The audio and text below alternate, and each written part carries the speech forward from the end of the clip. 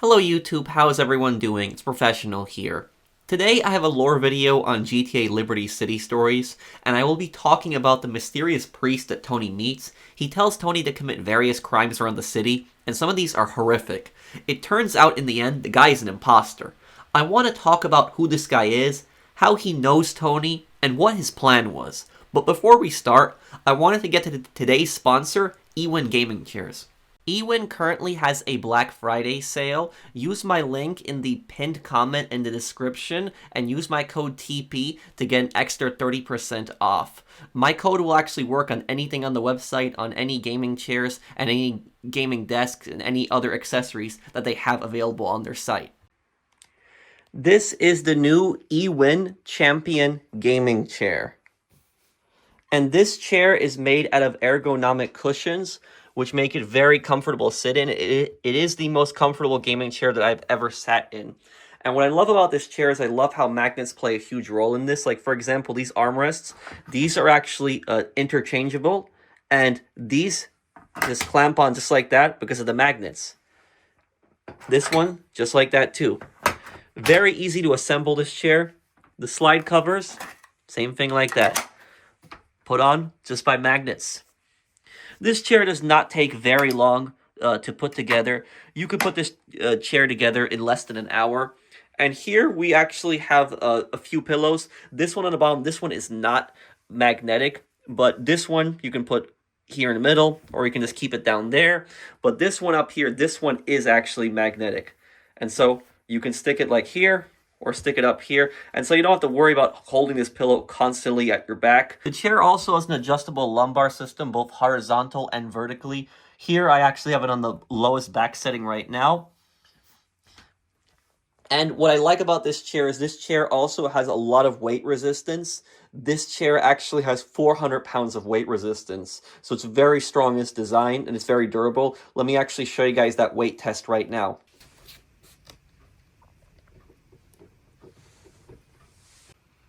Okay, and so this is the weight test. So again, this chair can hold 400 pounds of weight. I don't recommend to stand on that chair with wheels, but we're just doing this for the test. So you guys can see right here. 400 pounds, and I'm around 150 pounds. So this chair can hold a lot of weight. It's very strong. I do trust it, and it's made out of good, strong material. Additionally, about these magnetic armrests that I talked about earlier, these you can actually fully adjust for height. So right here, we're adjusting them, making them the tallest we can. And we can actually push this in or push it out. So here, push that in. That is fully adjustable. On top of that, this chair actually does have a recline option, so you can lay down, take a nap. I like doing this, especially after working on a big lore video like I worked on here. You can just do that. And you can also lock the chair in place, adjust the pillow here underneath her head or neck. We can lock the chair in place so you don't have to worry about this chair actually tilting over like other chairs, which is just nice. Great to relax in. And really easy to just pull right back up. And we can adjust whatever setting that we want on this. Okay, so let's start with the first mission. These missions just appear automatically on the map when Toni gets to Staunton Island after he's made. There isn't really a phone call. Instead, you just have the church missions on the map. When Toni first arrives there, he goes into the confession booth. The priest tells him about a steroid scandal and that several celebrities are being framed and tells Toni that he has to save them.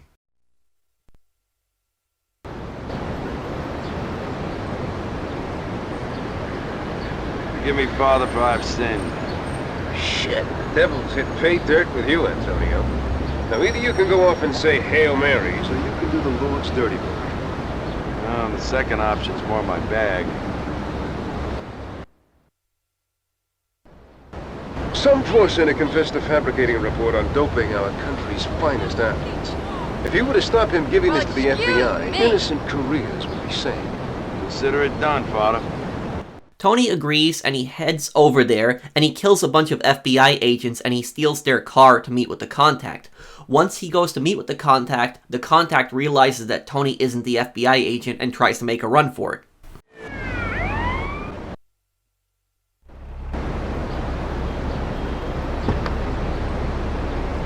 Girl! Hey, I don't know you. Where's John O? John O? Couldn't make it. Hey, that's John O. Give me that. Screw this.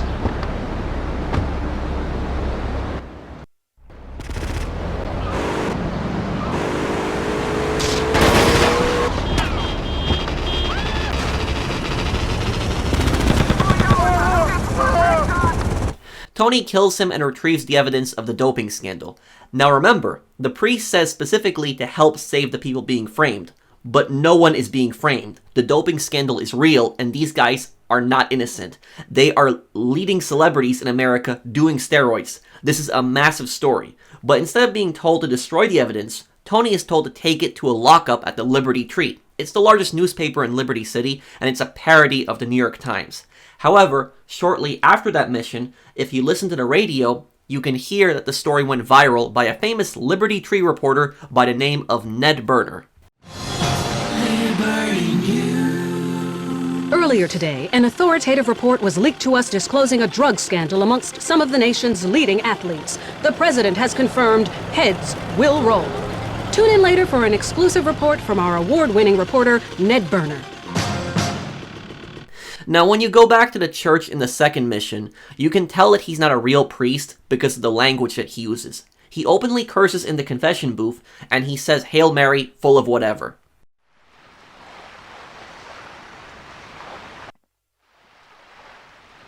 Forgive me, Father, for I've sinned. Holy crap, Tony, what have you done now? No, language, Father. Oh yeah, Hail Mary full of whatever.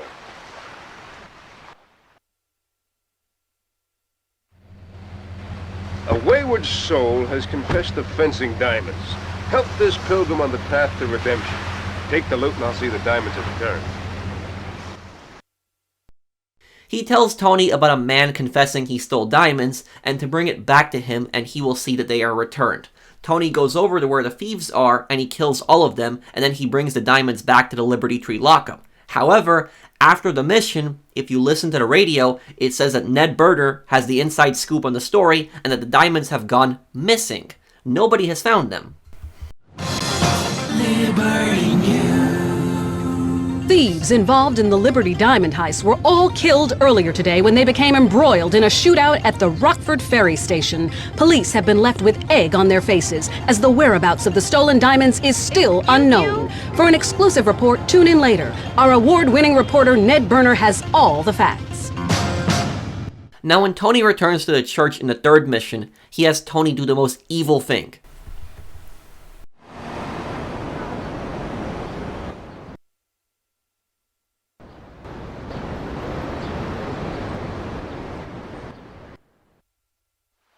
Forgive me, Father, for I have sinned. Tony, my son, compared to the degenerates in this town, you're a sect. Their cars pump the devil's bum gas into our children's lungs. They are defiling Eden. Go and show these sinners the error of their ways.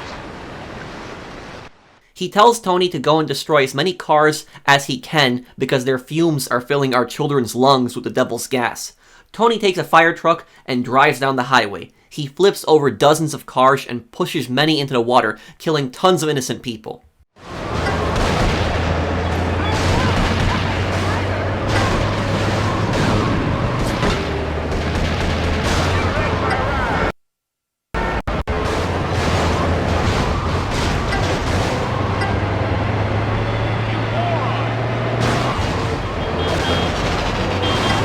He then dumps the fire truck to get rid of the evidence. And surprise, surprise, on the radio, Ned Burner once again says he has the full scoop first.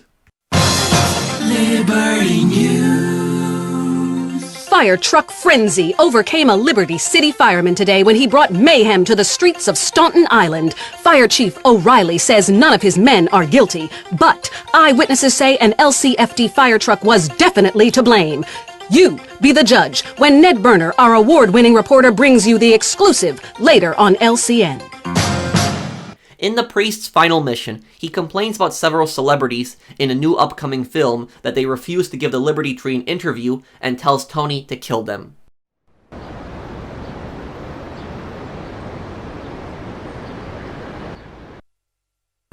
Forgive me, Father, for I've sinned. again. And you shall be redeemed once more, my son. The cult of celebrity has gone too far. What kind of whore gives a radio interview instead of giving a hard-working newspaper journalist an exclusive? Destroy these false idols. No finance, no romance.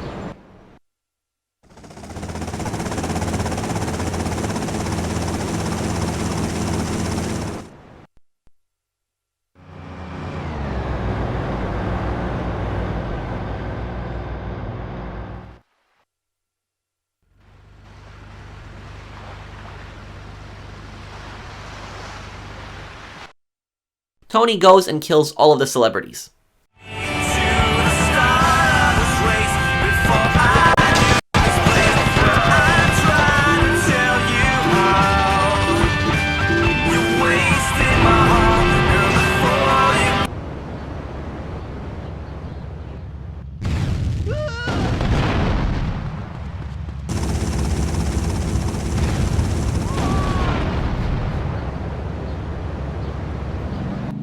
However, once he returns to the church, the priest blows his cover and runs away to Toni's surprise.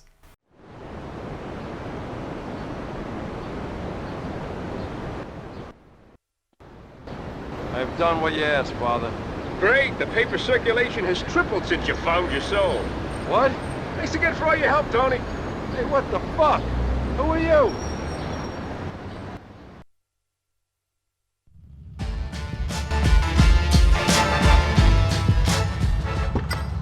And you hear one last broadcast on the radio about how Ned Burner, once again, has the full scoop on this story about the celebrities being killed. The premiere of the movie FUBAR was marred today when its 3 stars, Faith W., Black Lightman, and DBP, were slain dramatically on the streets of Liberty City. TV moguls were swift to declare the actors really were dead. And this wasn't just a cheap publicity stunt for the upcoming TV show, Celebrity Liberty City Survivor. Our award-winning reporter Ned Burner knows different. Tune in later for his exclusive report. So what the hell is going on here? The priest is Ned Burner, the famous Liberty Tree reporter. He manipulated Toni into committing these crimes so that he could report on them first before anyone else because he had advanced knowledge of them. He would then be the guy to bring you breaking news first and be known as the most popular reporter in Liberty City. That's why he said, "Thank you, Toni, the paper has tripled in circulation because of you."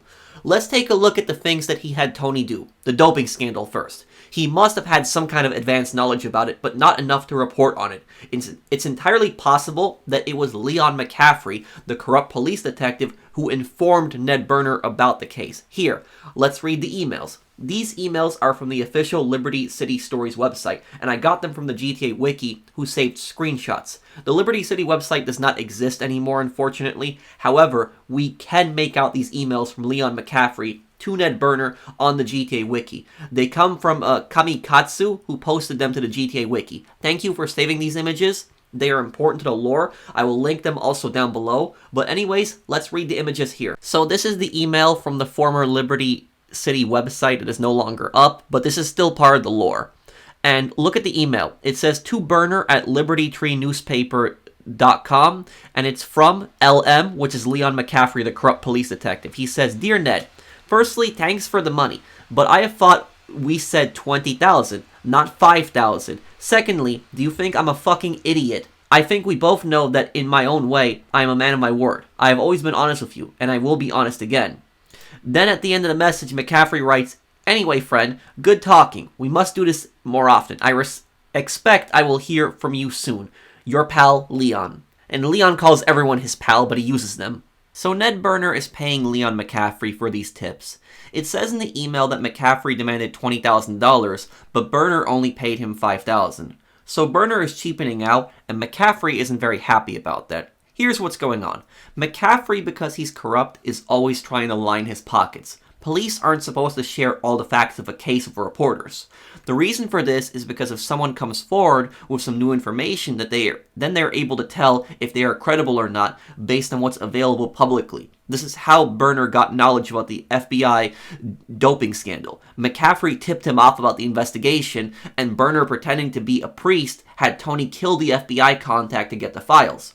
He then leaked it and posted the story first, giving himself fame. McCaffrey also told him about the diamond thieves and where they are. Berner then sent Toni over to kill the thieves, and he reported on the story and pocketed the diamonds himself. That's why they have gone missing. The other two stories have nothing to do with McCaffrey. Berner was thinking of an insane story he could cover, and he came up with the fire truck rampage story. A mad fireman going down the highway smashing into every car he sees. He was typing up the story as Toni was doing it, which gave him a head start over everyone. And in the last mission, the celebrities he has Toni kill are all actors from the new movie FUBAR. They are Faith W., Black Lightman, and DBP. These actors all did interviews on the radio, and not with Ned Berner.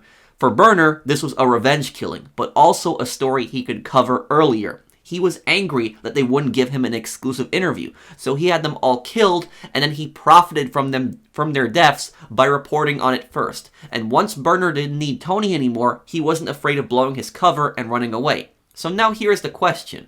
How did Berner know about Toni Cipriani exactly? It's entirely possible that McCaffrey tipped him off about Toni and how capable he is. Berner could have noticed Toni going to the church and followed him inside quickly, hid in the confession booth, and pretended to be a priest. Now, why did Toni listen to him? It's because Toni grew up in an abusive household, and he was taught strict loyalty. Toni never betrays Salvatore, or even his own mom after she tries to have him killed. He stays loyal to her. Toni doesn't really think much for himself. He just does what he believes people in the hierarchy tell him to do, including his mother and his boss Salvatore, who his father worked for. As for the priest, Toni was raised Catholic, and the priest is an authority figure to him in that hierarchy. The priest tells Toni his sins will be erased if he does the Lord's work, so Toni just does what the priest tells him to do without questioning it. Toni doesn't think much for himself until the very end when Ned blows his cover. Toni also gets paid by Berner while he's pretending to be a priest, so he doesn't think much of it until he runs out of the church and thanks Toni. Now, Ned Berner's story doesn't end here. He is actually the one who published the story about Donald Love having connections to the Leone crime family. You ever wonder how this info got out exactly despite Toni killing all the witnesses and getting all the evidence against Donald Love? It's because Berner was spying on him. While Toni was working for him, Berner must have realized he was someone big in organized crime and he followed him. This is the only way this info could have gotten out, and there's more evidence for this. Later on, when Toni helps Donald Love kill Avery Carrington when he's homeless, he tells Toni that a reporter took pictures of them killing Avery. This same reporter is Ned Berner, so he was stalking Toni and taking pictures of him afterwards. Toni, at last! A reporter witnessed us killing Avery. He has photos. Oh, God, I'm finished. Calm down, will you? Where is this reporter? Oh, Toni, you're wonderful. Apparently he's working on an undercover job at the church on Staunton Island. Get the photos and bury him! So he was spying on Toni and Donald Love. Toni goes over to that same church and confronts Berner, who is still there.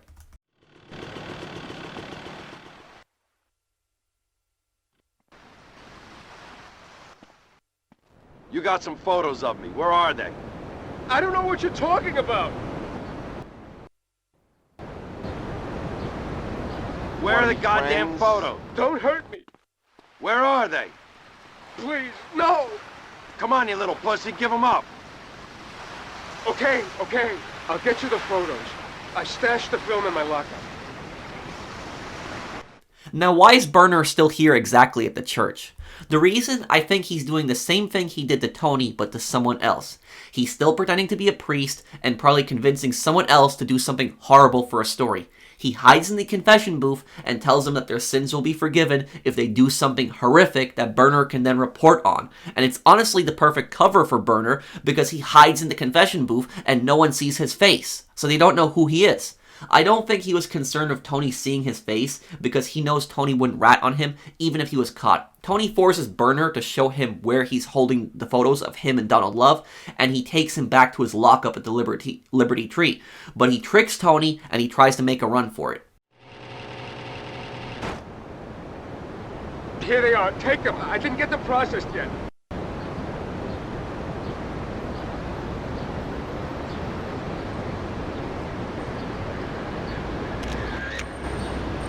You piece of shit.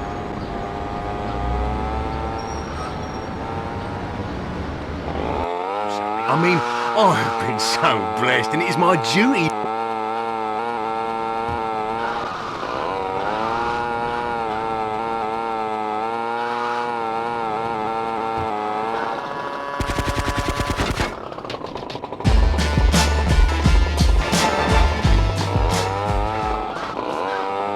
And this is the end of Ned Burner. However, even though he's dead, his story doesn't end here.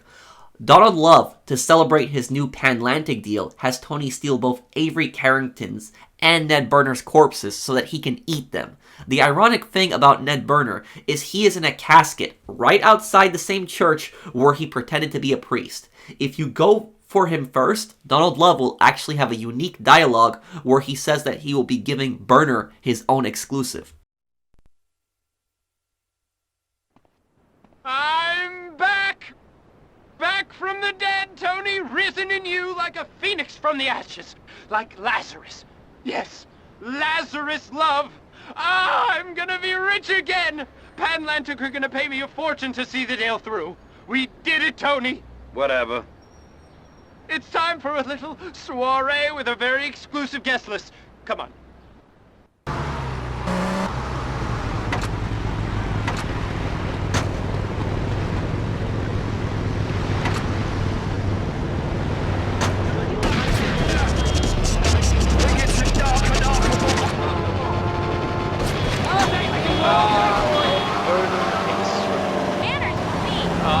Ned, exclusive rights to cover my wonderful party. I would never refuse anyone to my little bash, you know. Invitations are to die for. Later on, when Tony helps Donald Love flee Liberty City from the Colombian cartel, he says that he has Avery and Ned with him. We made it! Take me to Avery's jet. He and Ned are still on board, so I won't be traveling alone. I do so hate goodbyes, my friend. Let's just say adieu. D, it's been an education.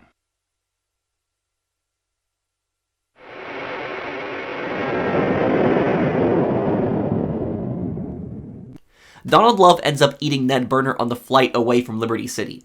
And that is how the story of Ned Burner ends. And the ironic thing is that he doesn't even get a news report mentioning his death, which shows that he was nobody. For someone who gets so many exclusive stories, he actually doesn't even get a single news mention of his own death. And that ends the story of Ned Burner. What a despicable person. He manipulates Tony into committing horrific crimes for his own fame and news coverage. There is artwork of him that I also have in the thumbnail, and it shows how evil he was. But that is the story of Ned Burner. If there's another GTA character you want me to analyze and explain, let me know in the comments. Thank you guys for your support. If you enjoyed the video, do drop a like, and I'll see you on the next one. Take care everyone, and have a wonderful day guys.